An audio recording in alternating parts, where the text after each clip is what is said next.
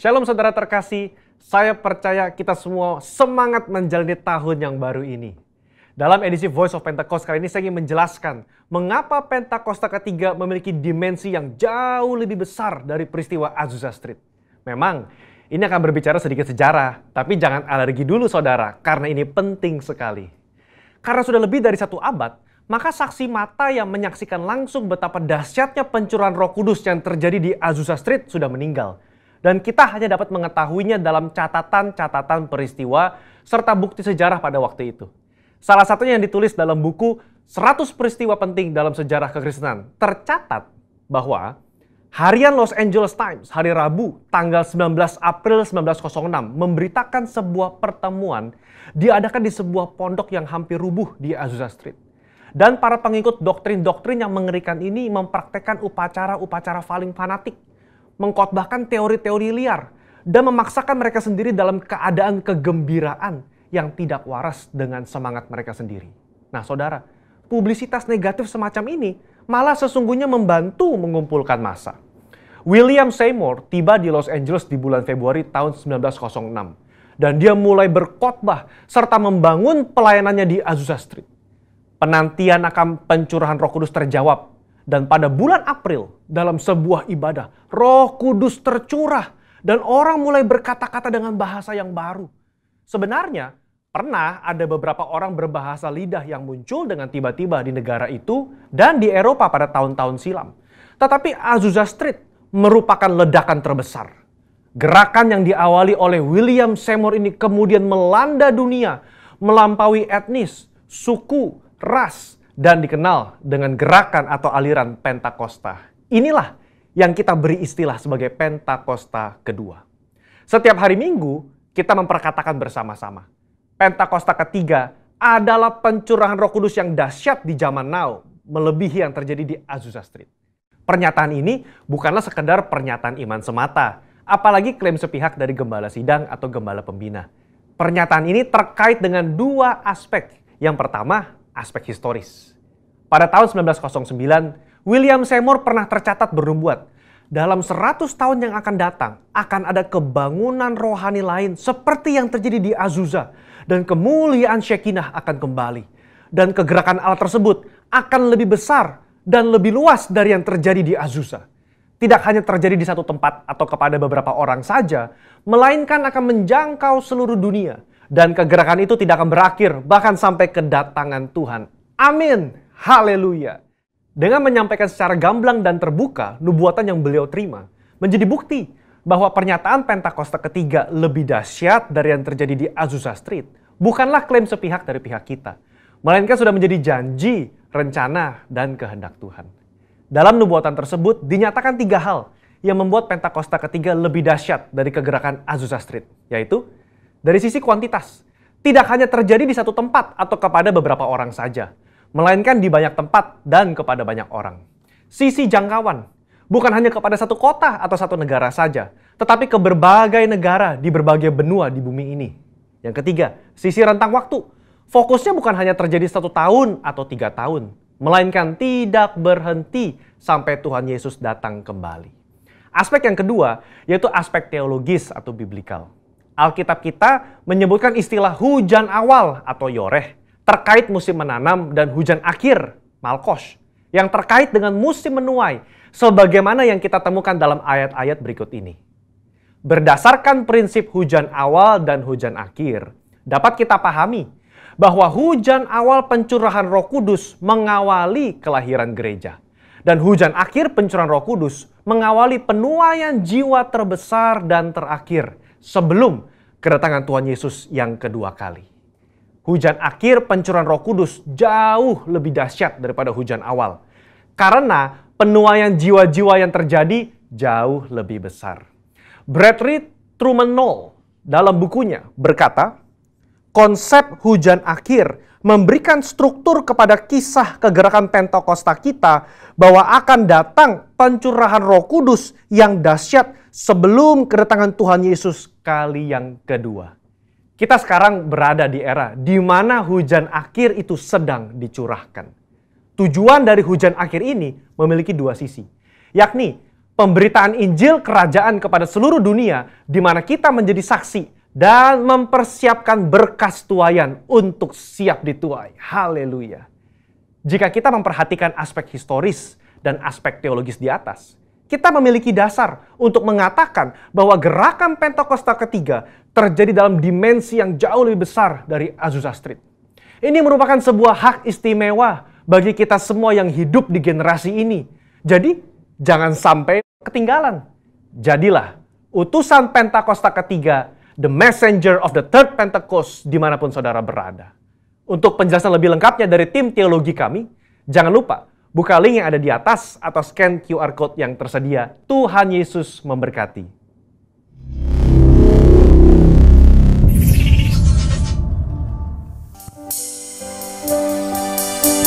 Shalom saudara yang terkasih di dalam Tuhan. Shalom. Bukanlah sesuatu yang baru kalau kita boleh ada di tempat ini. Karena kasih karunia Tuhan. Tuhan boleh persatukan kita dari manapun kita berada. Itu sesuatu yang baru bagi kita. Kita mungkin ada di beberapa kota yang ada. Dimanapun kita berada, kita boleh bersatu hati. Kita boleh memuji Tuhan, menyembah Tuhan. Itulah sesuatu yang baik. Mari hari ini, apapun kondisi saudara, dimanapun saudara berada, mari kita fokuskan hati kita pada Tuhan. Mari kita persembahkan pujian penyembahan yang terbaik pada Tuhan. Mari kita tanggalkan semua beban kita pada Tuhan. Karena kita tahu hanya Tuhanlah jalan keluar itu. Hanyalah Tuhan yang dapat melakukan segala sesuatunya bagi kita. Mari kita berdoa. Bapa, kami bersyukur Tuhan Yesus untuk berkat yang Kau berikan pada kami. Kalau kami boleh ada di tempat ini, kalau kami boleh menonton YouTube ini, Tuhan Yesus, itu bukan suatu kebetulan Tuhan Yesus. Tetapi Engkau sendiri Tuhan yang mau berbicara pada pribadi, tetap pribadi Tuhan Yesus. Karena kami tahu Tuhan Yesus, Engkau Allah yang tidak terbatas oleh tempat dan waktu. Engkau tidak terbatas oleh media apapun. Dan Engkau sendiri Tuhan yang akan hampirin setiap jemaat yang ada. Dimanapun kami berada, kami tahu Tuhan juga hadir di tengah-tengah kami. Kami tahu Tuhan sedang mengubahkan hati kami. Tuhan sedang mengubahkan masa depan kami, karena kami tahu Engkau Allah yang luar biasa. Engkau Allah yang sungguh baik. Terima kasih ya Bapa. Kami mau datang Tuhan menyembah. Kami mau datang Tuhan memuji. Kami mau memberikan segala yang terbaik bagi Tuhan.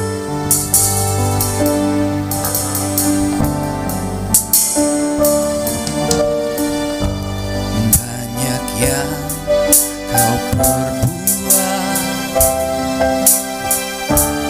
di dalam hidup,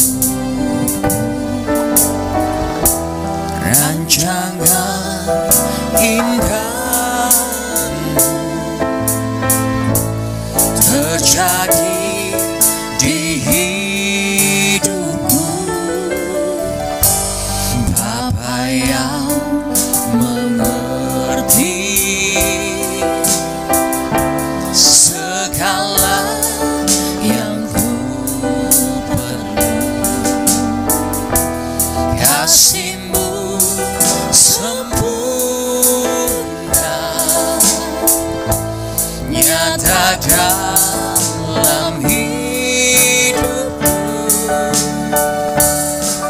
Ku bersyukur Bapa,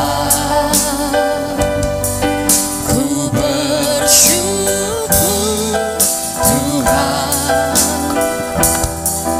buat kasih setia-Mu di dalam hidupku. Ku bersyukur, syukur Tuhan, ku bersyukur Bapa, syukur Tuhan, ku bersyukur Tuhan, buat kasih setia-Mu di dalam hidupku. Ku bersyukur Tuhan. Sama-sama kita katakan dari yang banyak yang Kau perbuat. Banyak yang Kau perbuat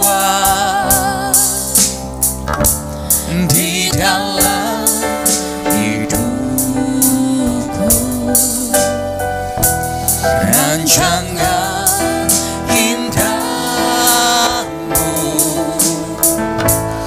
terjadi di hidupku. Apa yang mengerti segala yang ku perlu, kasih-Mu sempurna nyata dalam hidupku. Mari semua kita angkat tangan, kita sembah Dia. Bersyukur Bapa, ku bersyukur Tuhan buat kasih setiamu di dalam hidupku. Ku bersyukur, ku bersyukur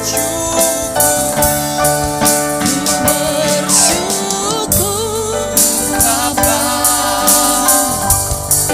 ku bersyukur Tuhan buat kasih setiamu di dalam hidupku. Ku bersyukur Tuhan. Oh, mari kita sembah Tuhan. Mari dimanapun kita berada, kita tinggikan nama Tuhan Yesus. Sorakan haleluya, sorakan hosana. Sebab Dialah yang besar, Yesus, Sang penyedia, Sang pemberi berkat, Raja segala raja, Tuhan segala Tuhan, Yesus. Mari tinggikan namanya Yesus, sorakan haleluya. Kiara la rabose, kiara la rabosa, namo ya rabo ya rabo ya rabo ya. Kiara la rabasa, nama ya rabosa. Kiara la rabasa, nama ya rabo ya rabo ya.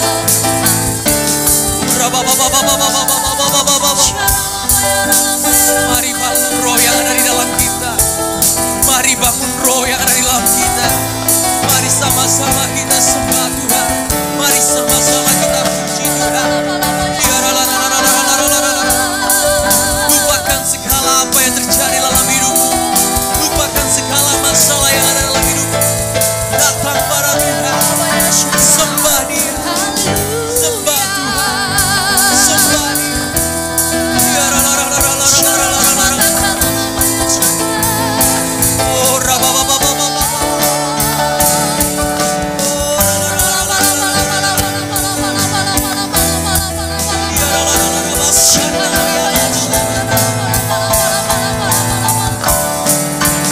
Oh, shout to the Lord, all the earth, let us sing.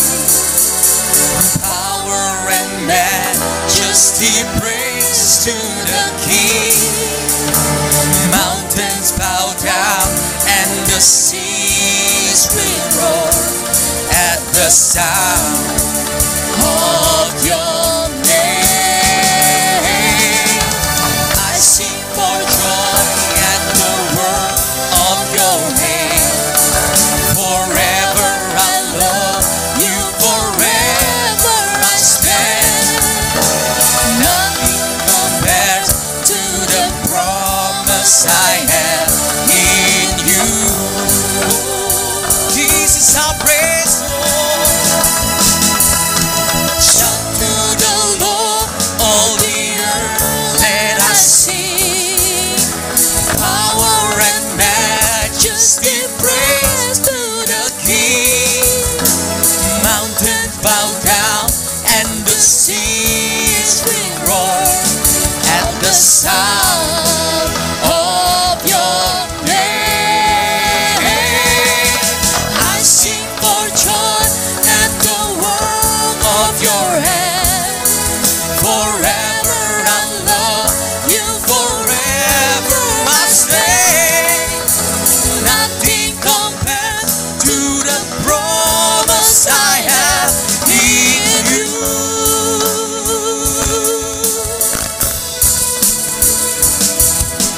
Nothing compares to the promise I have. Nothing compares to the promise I have. Oh, nothing compares to the promise I have in you. Mari kita sorak-sorai bagi Tuhan. Mari kita puji Dia. Katakan haleluya. Haleluya.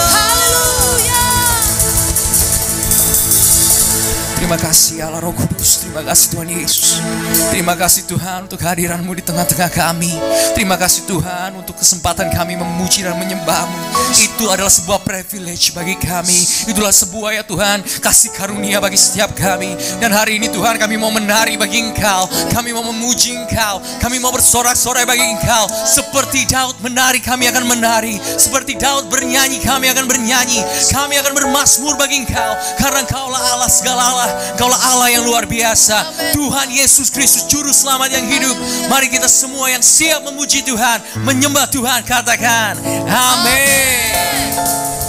Mari kita semuanya bangkit berdiri. Mari kita tinggikan nama Tuhan yang luar biasa itu. Come on.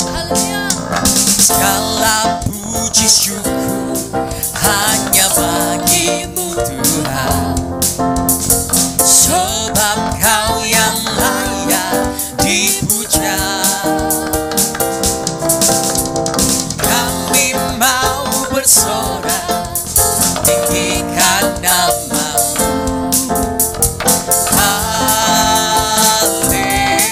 Haleluya. Sekali lagi kita katakan, segala puji syukur kami Tuhan. Segala puji syukur hanya bagi-Mu Tuhan. Sebab Kau yang layak dipuja.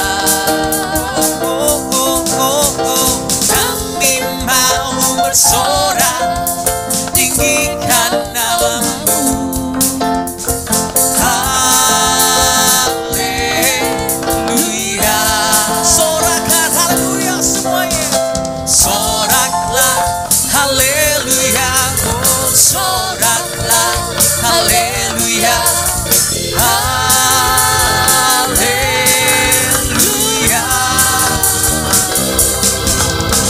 Soraklah haleluya. Oh, soraklah haleluya. Haleluya. Sekali lagi kita katakan, segala puji syukur. Segala puji syukur hanya bagi-Mu Tuhan. Sebab Kau yang layak dipuja. Kami mau bersorak, tinggikan nama-Mu.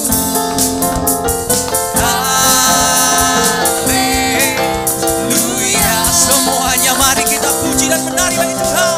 Soraklah haleluya. Soraklah haleluya. Haleluya.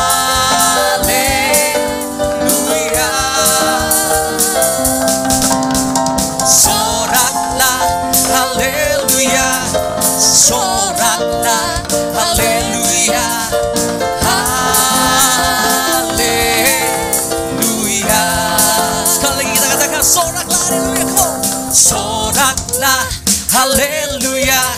Soraklah haleluya. Haleluya. Mari puji Tuhan semuanya. Soraklah haleluya. Soraklah haleluya. Haleluya. Haleluya. Haleluya.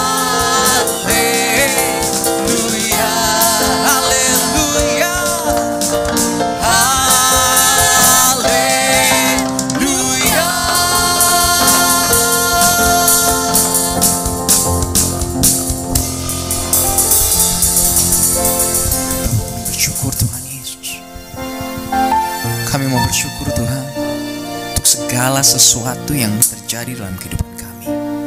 Apakah kami ya Tuhan sedang di atas gunung atau kami sedang di bawah lembah, kami hanya mau bersyukur Tuhan, karena kami tahu kami mempunyai Tuhan yang luar biasa, Tuhan yang sangat cinta pada kami, Tuhan yang sangat sayang pada setiap kami.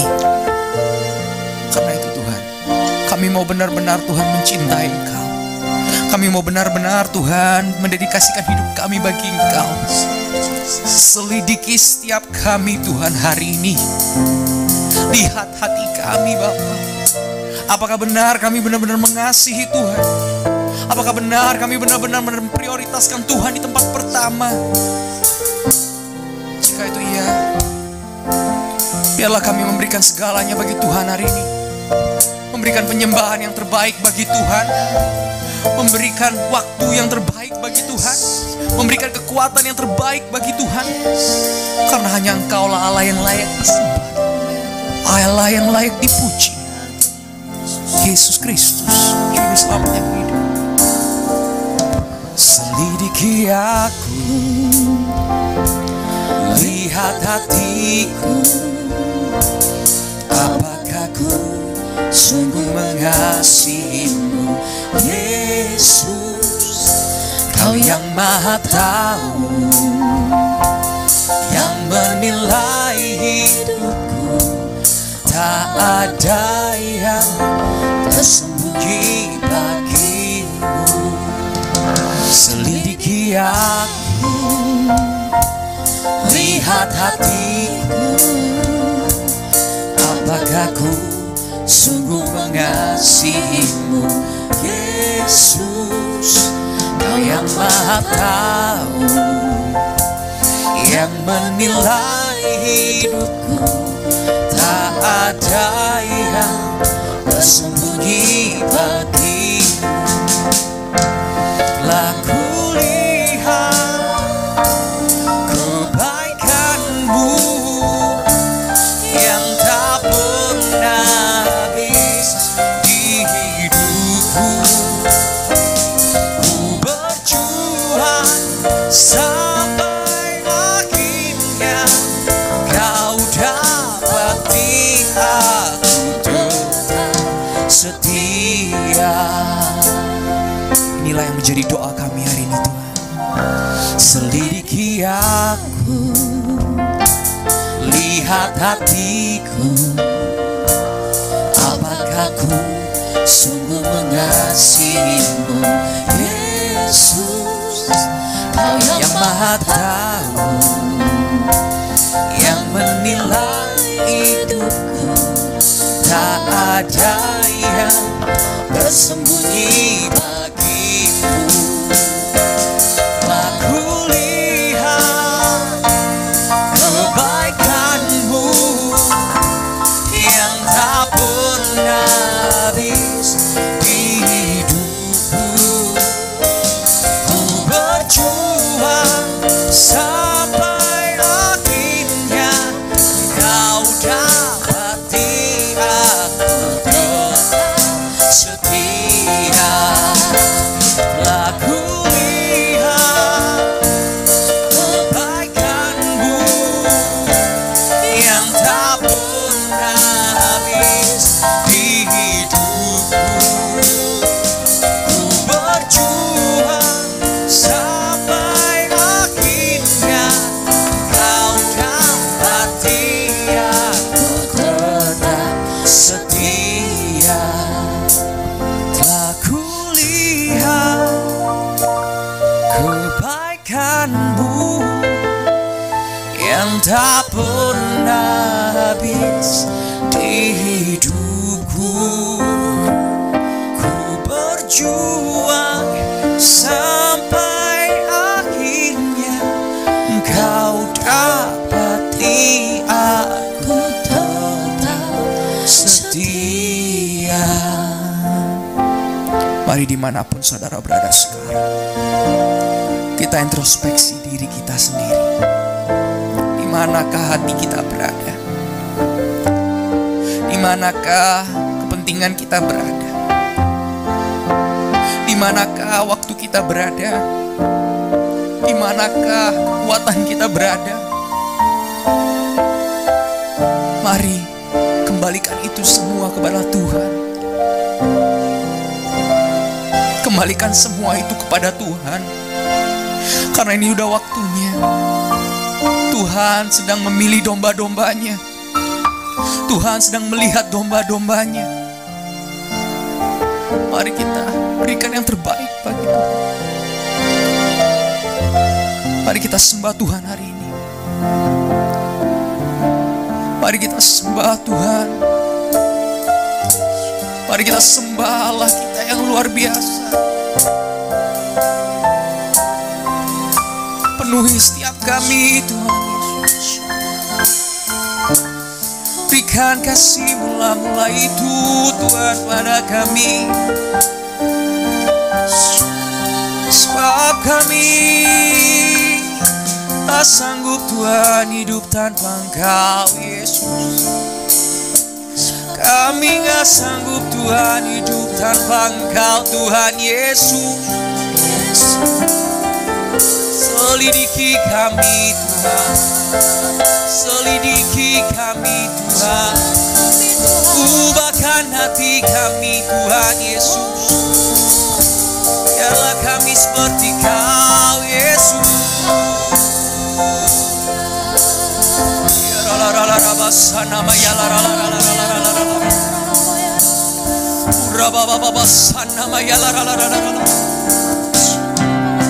Mari dimanapun kita berada sekarang, ambil waktu sejenak. Mari kita sembah Tuhan. Mari kita bangun roh yang ada di dalam kita. Mari kita puji Dia, kita sembah Dia. Raja segala raja ada di tengah-tengah kita hari. Kiara la la la la basanamu. Kiara la la la la la la la la. Kiara la la basana maya la la la la la la la. Oh Yesus. Terima kasih Tuhan. Terima kasih Tuhan.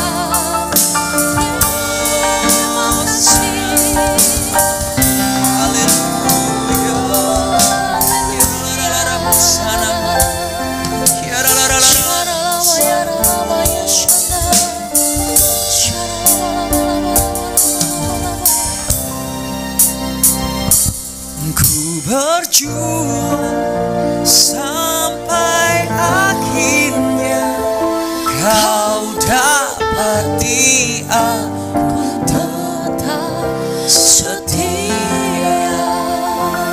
Ku berjuang sampai akhirnya Kau dapati aku tetap setia. Ku berjuang sampai akhirnya Kau dapati aku tetap setia.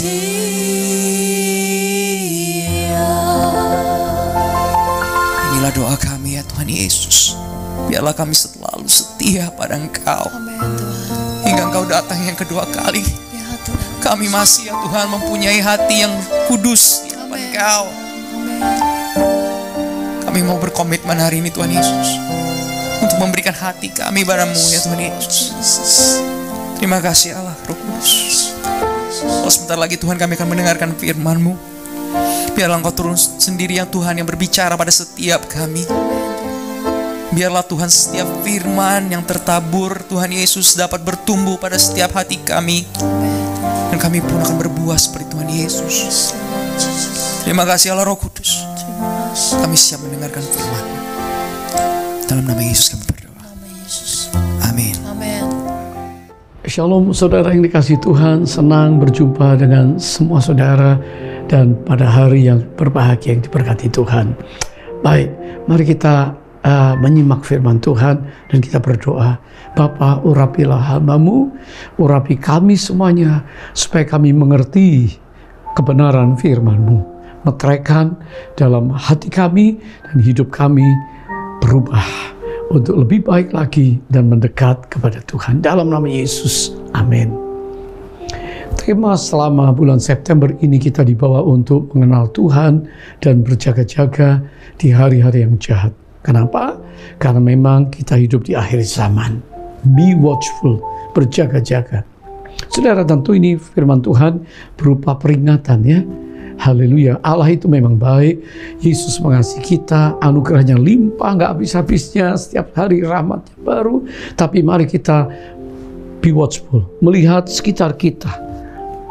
Keadaan dunia yang tidak semakin baik, tidak lebih baik.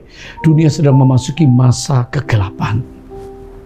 Tentunya Matius 24 berbicara tentang akhir zaman. Kalau kita mendengar deru perang, kabar perang, peperangan, ya, gempa bumi, gejolak alam dan disaster di mana-mana, dan orang saling membenci, aniaya, penderitaan, kelaparan. Tapi hari ini saya tidak ingin berbicara tentang hal itu. Justru saya ingin mengingatkan tentang moral kita. Ya, Wahyu pasal 22 ayat 11 itu berbicara jelas, yang jahat, yang cemar, yang benar, dan yang kudus ini berjalan sama-sama. Barang siapa yang berbuat jahat, biarlah ia terus berbuat jahat. Barang siapa yang cemar, biarlah ia terus cemar. Dan barang siapa yang benar, biarlah ia terus berbuat kebenaran. Barang siapa yang kudus, biarlah ia terus menguduskan dirinya. Mana yang kita pilih? Pasti hal yang kedua, yang benar dan yang kudus. Saya ingin mengingatkan kita, bagaimana kita bisa hidup di dalam kebenaran dan kekudusan tergantung dari siapa yang kita anut, siapa yang kita teladanin, apa yang kita ikuti, bahkan apa yang kita copy, kita tiru dalam hidup ini. Saudara, kalau kita ingin berjalan di dalam anugerah kemurahan Tuhan, maka kita berjalan di dalam kemuliaan Tuhan. Tiap hari bergaul dengan Tuhan, tiap hari berbicara, tiap hari bersyukur, tiap hari mempraktikkan firman, maka saudara akan berjalan dari kemuliaan kepada kemuliaan, sampai nanti sang kemuliaan, Raja kemuliaan akan datang. Nah saudara, dan ini mempersiapkan kita kepada kehidupan kekekalan. Sementara ada orang lain, bahkan ada banyak orang Kristen yang lain yang sedang mengalami kehancuran secara moral yang berujung kepada nanti kematian kekal, penyesalan yang kekal. Rasul Paulus dengan jelas mengingatkan kepada kita di dalam Efesus pasal 5 ayat yang pertama. Follow God's example, therefore as dearly loved children.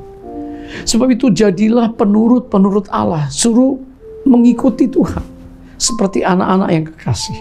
Dan saudara, anak-anak kan selalu mengkopi, anak-anak selalu meneladani, anak-anak selalu mengulang, mengikuti apa yang orang tuanya buat. Ya, kalau orang tuanya beribadah serius, anak-anak juga ngerti dari kecil bahwa ibadah itu serius. Kalau orang tua membaca firman Tuhan, berdoa, ya, memuji-muji Tuhan, bersaksi, anak-anak juga dari kecil sudah terbiasa dengan ibadah seperti itu. Dan kita bisa lihat bagaimana Abraham dalam ibadahnya dan Ishak mencontoh. Sehingga pada waktu mereka Ishak dibawa untuk dipersembahkan, Ishak nggak berontak karena sudah biasa melihat ayahnya beribadah. Saudara, Paulus tahu betul gereja perjanjian baru, umat Tuhan diminta untuk serius mengikuti, follow ya, God's example. Contoh Kristus diikuti. Apakah mudah untuk kita menjadi seperti Yesus? Tidak mudah. Karena realitanya banyak godaan. Realitanya banyak. Kita ini terpolusi dengan informasi, dengan berita, dengan pengetahuan, dengan banyak khotbah yang bisa mengubah orientasi dan fokus kita, menyebabkan iman kita goyah. Dan kalau kita tidak sungguh-sungguh kenali firman Tuhan, kenali Yesus, maka saudara, kenali pewahyuan dan firman-Nya, maka kita akan mudah terseret, kita mudah tersesatkan. Nah, mari kita lihat apa yang dialami oleh umat Tuhan. Ini umat Tuhan, umat pilihan. Melihat mujizat demi mujizat, tulah demi tulah yang sudah Tuhan kerjakan sehingga membuat mereka percaya kepada Allah melalui tuntunan Musa. Dari Mesir, lambang dunia, lambang budaya dunia, mereka dibawa kepada sebuah perjalanan iman, perjalanan kemuliaan, karena tiap hari disediakan oleh Allah kemuliaan Allah melalui tiang awan dan tiang api sampai ke tanah perjanjian. Alhasil sebetulnya singkat mereka bisa sampai, tapi harus 40 tahun. Mengapa? Karena ada satu peristiwa yang namanya peristiwa Gunung Sinai. Ada apa di Sinai? Allah ternyata ingin memberikan rambu-rambu. Allah mengasihi mereka, memberikan kepada mereka peraturan-peraturan yang mereka akan teladani, mereka akan taati, dan mereka selamat. 10 hukum, the 10 commandments, malah sangat terkenal. Keluaran pasal 20 itu bicara tentang 10 hukum ya yang Allah berikan untuk Israel supaya mereka hidupnya itu bahagia. Mereka hidupnya itu kudus, holy. Mereka itu hidupnya bahagia, happy. Mereka itu hidupnya healthy, sehat nantinya. Relationship mereka dengan Allah dan sesama itu relationship yang baik sekali. Nah, saudara, Allah datang di atas Gunung Sinai dengan kemuliaan. Musa dipanggil dan Allah tuliskan di 2 loh batu hukum-hukum. Dan Musa nantinya bawa turun beritakan kepada mereka. Saudara, apa yang terjadi pada waktu Musa tidak turun cukup lama di atas, sementara gunung itu dipenuhi kemuliaan Allah dan bergetar, mereka ketakutan. Saudara, tidak berani mendekat. Mereka di dalam ketakutan mereka, langsung pikiran mereka beralih kepada ilah Mesir. Jadi mereka mengumpulkan emas-emas yang dibawa dari Mesir untuk membuat patung lembu emas. Bayangkan saudara, baru melihat mujizat Allah, baru ditolong Tuhan, mereka lupa dan mereka lari kepada yang lain, yang mereka bisa lihat, mereka bisa pegang. Saudara, banyak sekali di antara kita hari-hari ini, di tengah ketakutan, di tengah pandemi, di tengah kesulitan yang ada, di tengah tekanan yang ada, kita gampang keluar, cari pertolongan manusia, cari pertolongan ini dan itu. Kita lupa bahwa Allah berjanji menyertai kita, Immanuel, Allah beserta kita. Saudara, sehingga pada akhirnya di dalam kitab Keluaran 32 ayat 18, mereka itu menyanyi, menyembah riuh rendah, bukan nyanyian kemenangan, bukan nyanyian kekalahan, tapi berbalas-balasan nyanyian yang liar, saudara, tidak terarah. Di satu sisi mereka takut akan Allah Israel yang membawa mereka keluar. Di satu sisi mereka juga menyembah patung yang ada. Saudara, hari ini Tuhan minta supaya worship kita, doa kita fokus terarah. Mempercayai Allah Roh Kudus yang hadir, menginspirasi kita, memberikan kepada kita iman yang kuat di dalam Kristus dan firman-Nya. Supaya kita tidak teralih di saat kita beribadah, di saat kita menyembah Tuhan, pikiran kita, wah, bagaimana dengan keuangan, bagaimana dengan rumah, bagaimana dengan sekolah, bagaimana masa depan, bagaimana dengan jodoh, bagaimana dengan hal-hal dunia, sehingga kita ini mendua hati.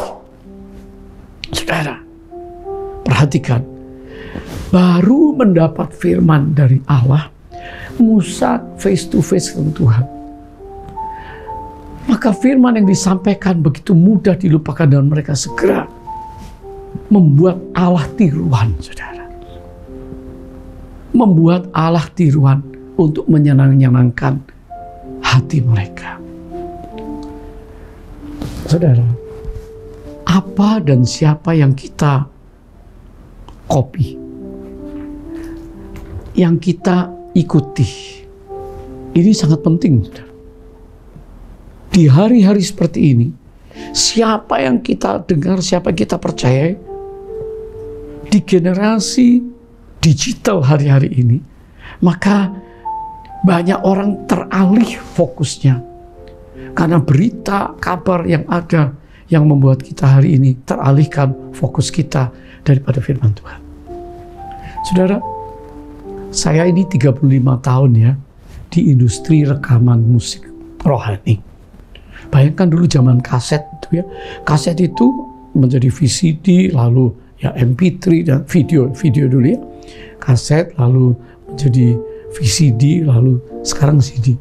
Kaset itu dulu kalau di copy kualitasnya turun, saudara. Benar kan, saudara? Segala sesuatu yang copy akhirnya turun. Nah, orang Israel karena ibadahnya di tabernakel Musa, ya, hanya imam besar yang masuk ruang Maha Kudus. Yang lain mereka di luar, nggak bisa ketemu Tuhan langsung. Maka pada waktu iman ini diberikan turun-temurun ke generasi berikutnya, kualitas iman itu berkurang. Mari kita lihat. Orang Israel di perjanjian baru di zaman Paulus, di zaman Yesus, orang Yahudi, mereka tahu Abraham, Bapak Abraham, mereka tahu Daud, mereka tahu tentang Salomo, tetapi mereka tidak punya pengalaman pribadi ketemu Tuhan. Sampai Roh Kudus dicurahkan. Para murid Yesus yang adalah para rasul menerima Roh Kudus. Dan setelah itu gereja dimulai. Dan hari ini kita bersyukur kita punya Roh Kudus, saudara. Karena Roh Allah ditaruh di dalam batin kita. Jadi pengalaman pribadi ini penting. Daripada kekristenan yang KTP, turun-temurun. Tidak ada hadirat Allah, tidak ada pengurapan, tidak ada Roh Kudus. Sehingga banyak orang Kristen yang tiba-tiba seperti kosong saja. Hambar dan hampa. Ke gereja oke, nggak gereja nggak apa-apa. Berbeda dengan orang-orang yang mengalami kehadiran Allah Roh Kudus. Mereka selalu punya api. Dan api itu kalau dinyalakan berkobar, maka api itu menjadi satu kekuatan yang menyemangati.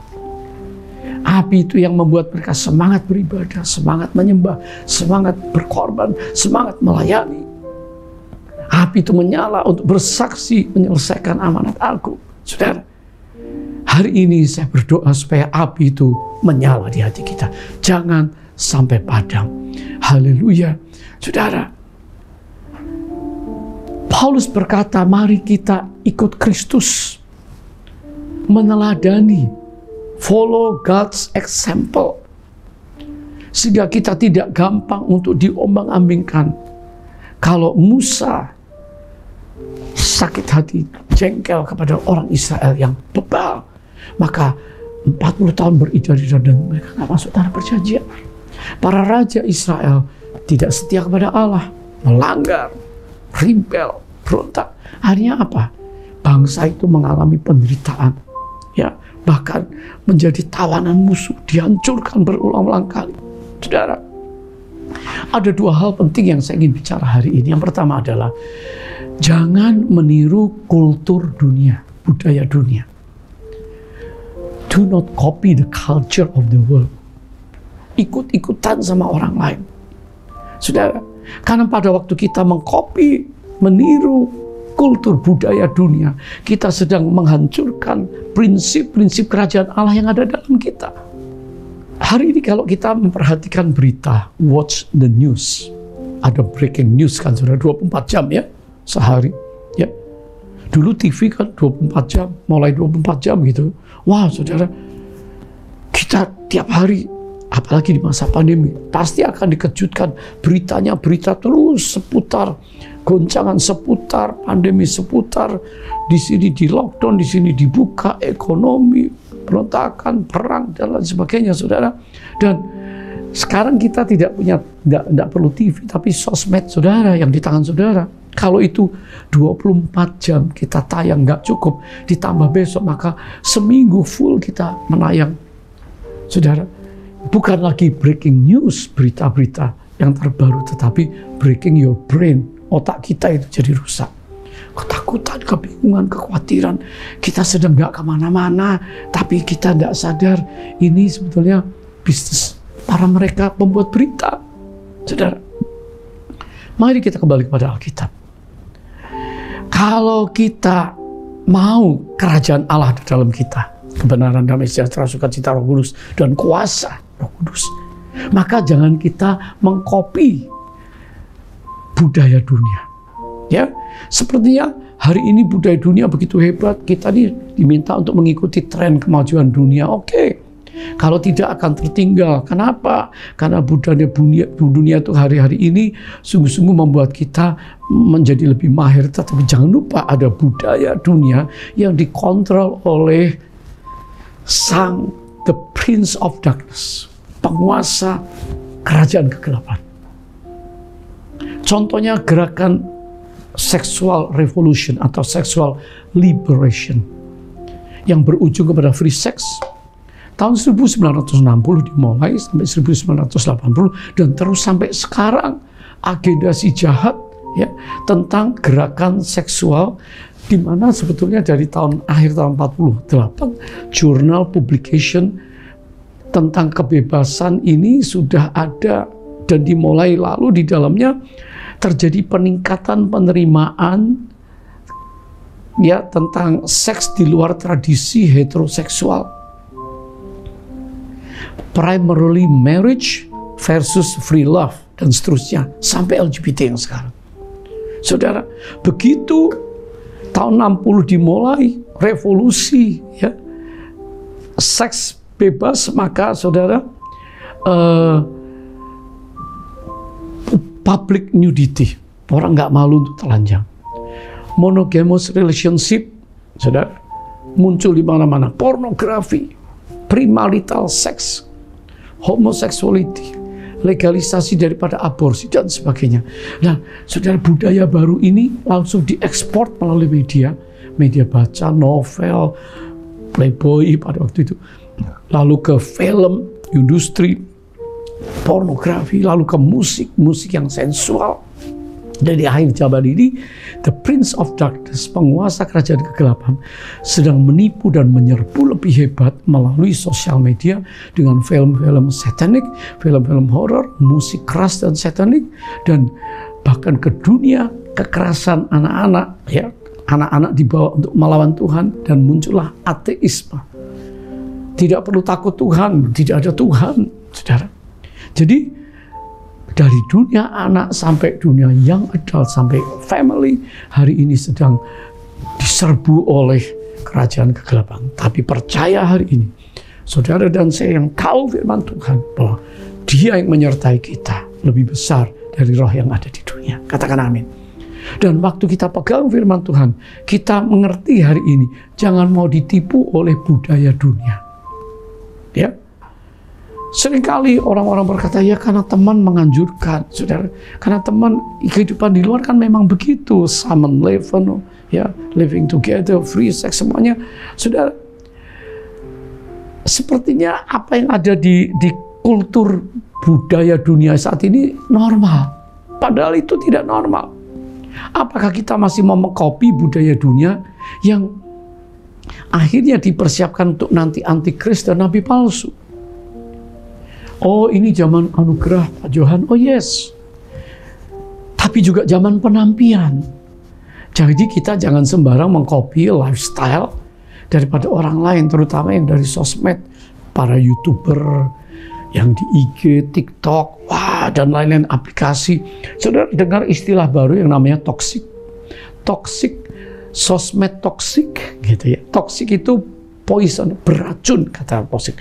Mestinya kimia, biological, physical, behavioral, dan toxicity, gitu ya. Bahaya yang meresap dalam pikiran dan menjadi tidak sehat.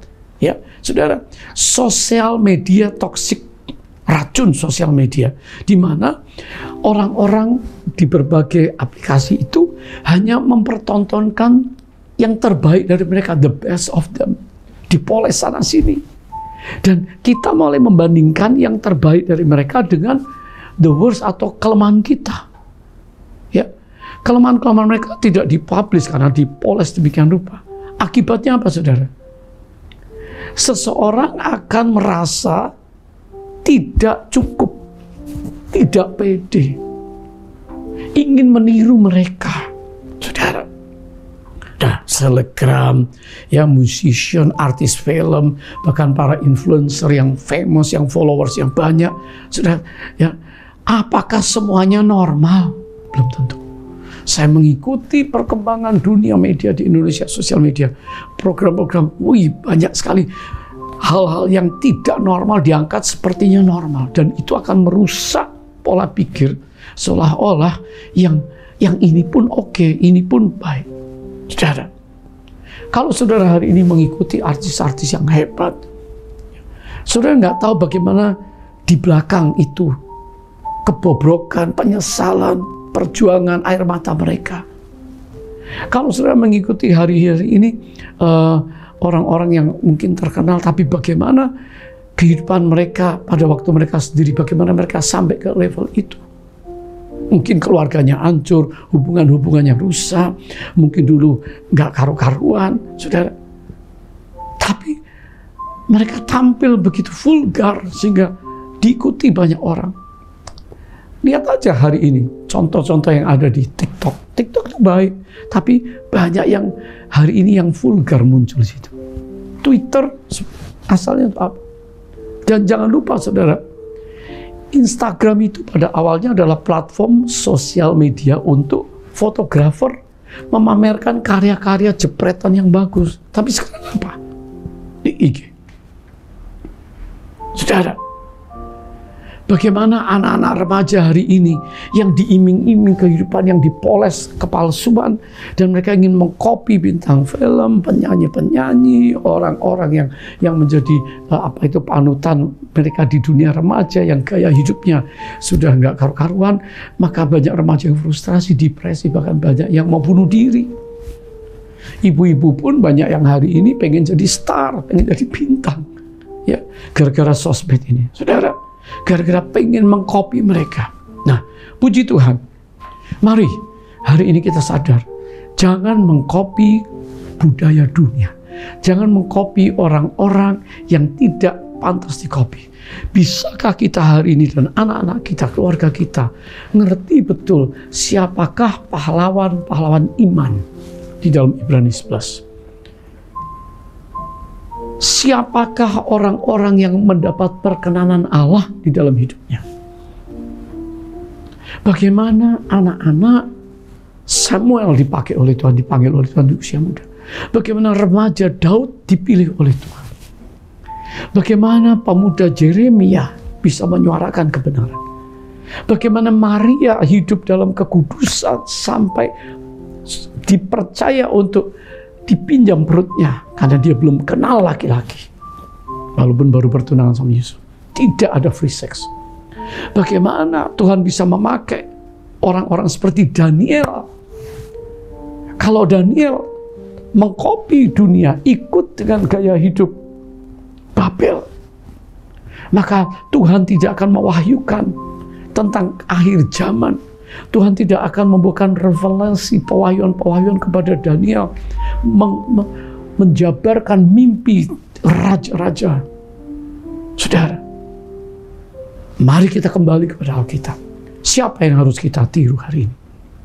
Perkara yang kedua, mari let's copy Christ. Mari kita teladani Kristus. Rasul Paulus berkata dalam 1 Korintus 11 ayat pertama, jadilah pengikutku sama seperti aku juga menjadi pengikut Kristus. Follow my example as I follow the example of Christ. Jadi kembali siapapun kita hari ini, jangan merasa diri paling hebat, paling benar, paling bisa. Arahkan setiap orang kepada Kristus. Di kul-kul yang ada, di jemaat yang ada. Saudara, Paulus itu all out layani Tuhan. Paulus itu hidupnya memberi dirinya berani mati untuk Tuhan. Karena dia sudah mengalami yang namanya jamahan Tuhan.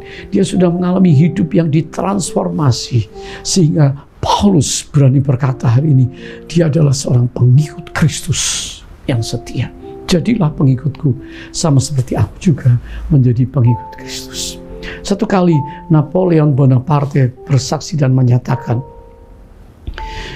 Alexander the Great, Alexander Agung, Alexander III, ya, Raja Makedonia, Yunani, yang meruntuhkan Empire Persia dan bahkan sampai ke India kurang lebih 300 tahun sebelum Masehi.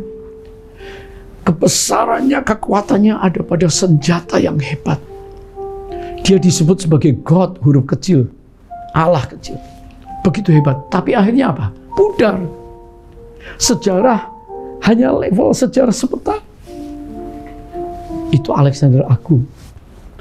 Napoleon berkata, tapi beda dengan Christ Kristus yang telah menggerakkan jutaan orang tanpa pedang, tanpa kekerasan.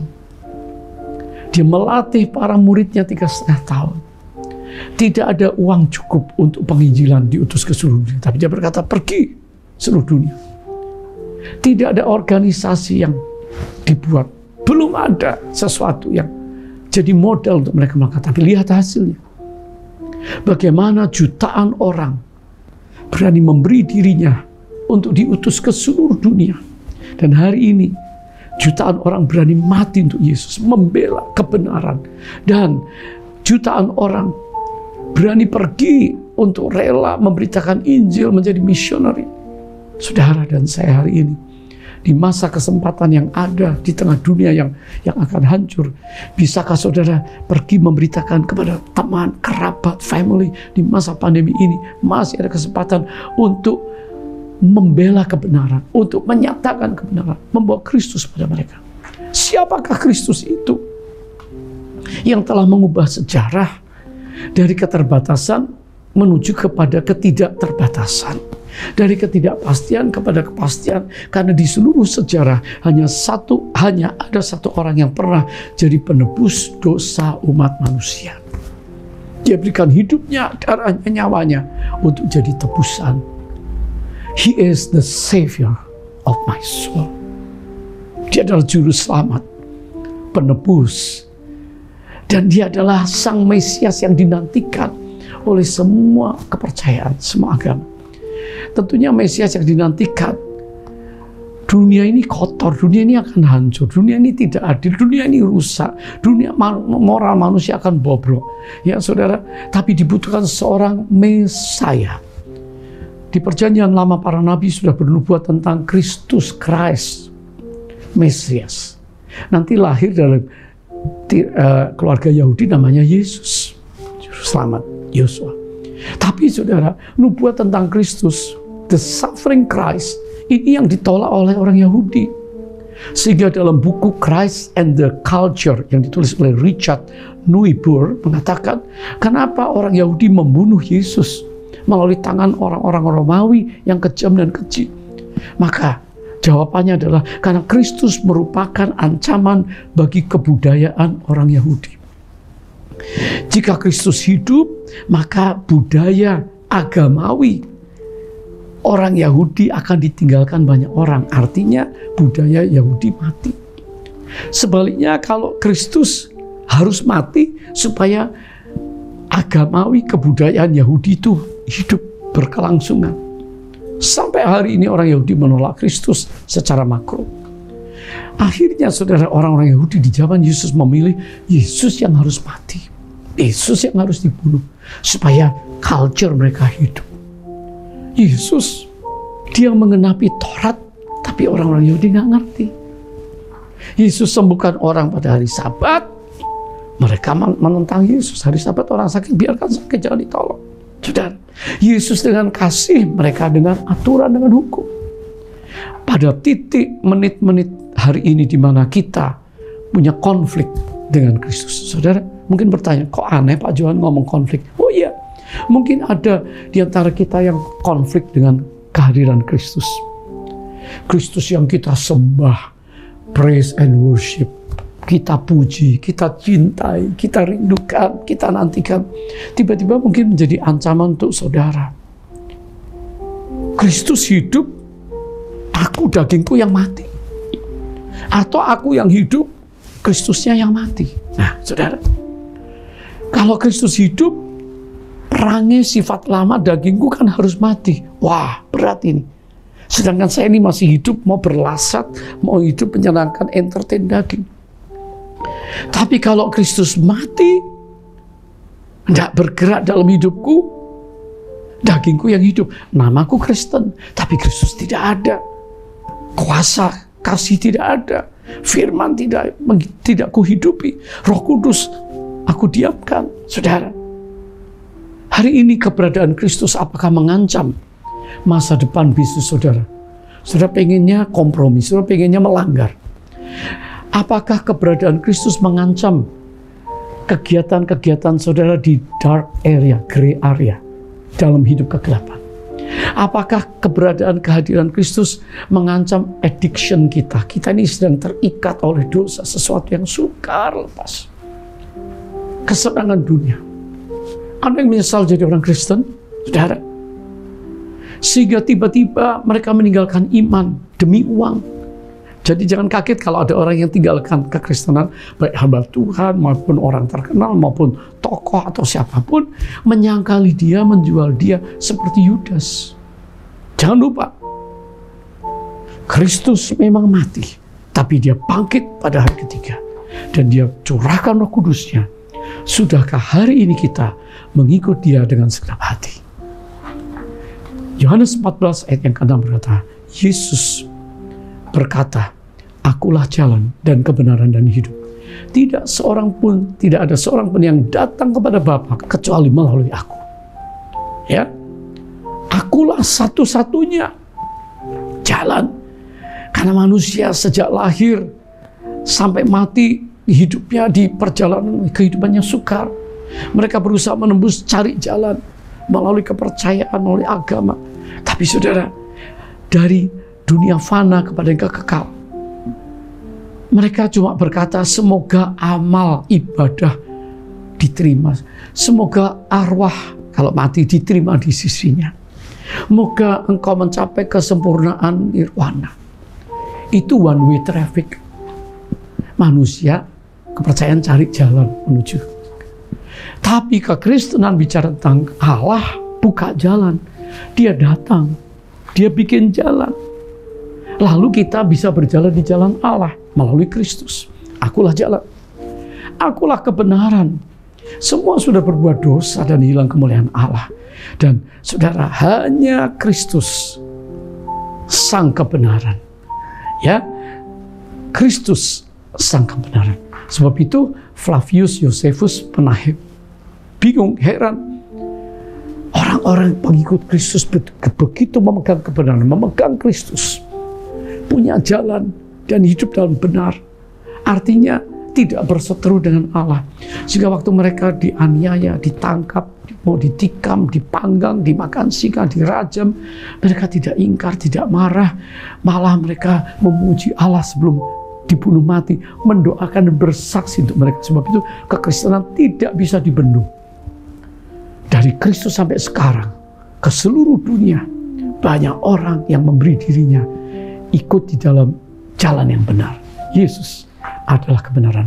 Karena kebenaran ini memerdekakan mereka dari kematian kekal, dari dosa, dari ikatan-ikatan yang jahat. Saudara, Kristus adalah sang hidup itu. Akulah hidup itu. Manusia semua mati dan tidak pernah akan bangkit. Tokoh siapapun mati dan tidak bangkit. Ya, yang salah jalan tidak akan pernah ketemu surga. Tapi hidup kekal. Karena kuasa kebangkitannya, maka kita yang di dalam Dia, kalaupun kita mati, kita akan hidup. Haleluya. Hari ini kita percaya bahwa Yesus Kristus tetap sama, baik kemarin maupun hari ini dan sampai selama-lamanya. Ibrani 13 ayat 8. Mari hari ini ikut Kristus, copy Dia, teladani Dia, follow Him, dan kita percaya hidup kita dari kemuliaan kepada kemuliaan. Haleluya. Be watchful. Mari kita tidak mengikuti dunia, budaya dunia, tapi kita ikut budaya kerajaan Allah. Haleluya. Saya mau berdoa untuk saudara. Nyanyikan sama-sama, ku mau sepertimu Yesus. Haleluya. Ku mau seperti-Mu Yesus, disempurnakan selalu dalam segenap jalanku, memuliakan nama-Mu. Apakah hari ini hidup saudara mau memuliakan Tuhan?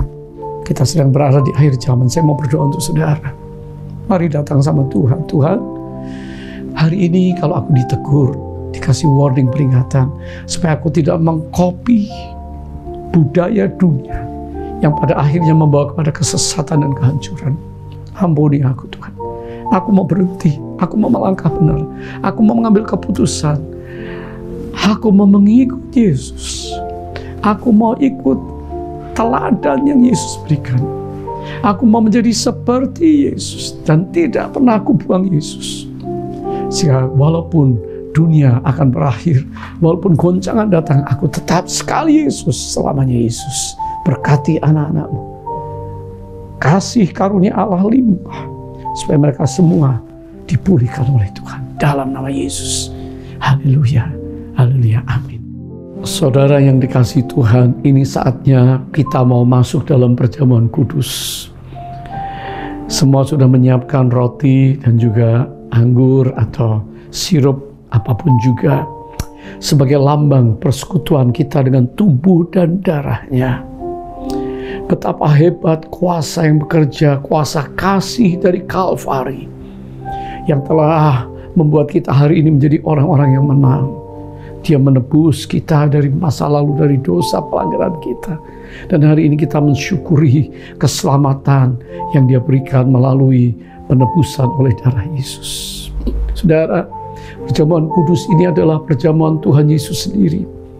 Dan Dia ingatkan kita untuk kita lakukan terus-menerus sampai kedatangannya. Hanya orang-orang yang percaya, yang sudah dibaptis, ikut dalam perjamuan kudus. Kami bersyukur karena Engkau baik ya Tuhan. Mari datang pada Tuhan. Saya beri kesempatan saudara untuk buka hati, angkat tangan saudara, katakan Tuhan Yesus. Tuhan Yesus, terima kasih. Terima kasih. Sehingga waktu kita bersekutu dengan Dia, ada berkat Allah yang mengalir atas hidup kita. Oh haleluya, haleluya, haleluya. Tuhan terima kasih, Engkau baik, Engkau luar biasa. Engkau melayakkan kami hari ini menjadi anak-Mu. Dan sekarang kami mau bersekutu dengan Engkau sampai kedatangan-Mu, sebagai pernyataan bahwa kami anak-Mu, kami milik-Mu, dan Engkau pemilik hidup kami. Mari, yang sudah ada roti, angkat sama-sama. Dan Yesus pada malam waktu Ia sebelum diserahkan, Ia mengambil roti, mengucap syukur, memecah-mecahkan dan berkata, inilah tubuhku yang diserahkan bagi kamu. Perbuatlah ini menjadi peringatan akan aku. Kekasih Tuhan, bukankah roti yang kita pecahkan adalah lambang persekutuan kita dengan tubuh Yesus? Amin. Mari kita makan dalam nama Yesus.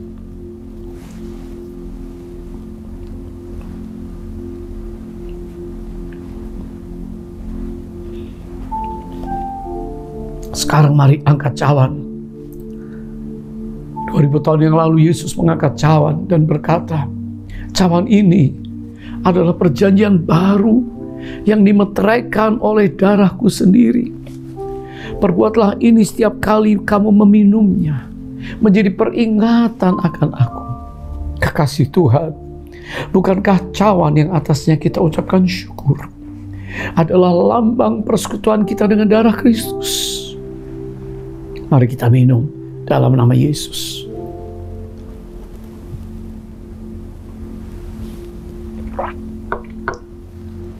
Oh haleluya, haleluya. Angkat tangan saudara masing-masing di rumah. Katakan terima kasih Tuhan. Terima kasih Yesus. Terima kasih Tuhan. Kami bersyukur. Engkau baik luar biasa. Terima kasih berkat persekutuan dengan Tuhan. Kami semakin kuat sampai kami bisa ketemu Tuhan nanti face to face dalam nama Yesus. Katakan Terima kasih Yesusku, terima kasih Yesusku.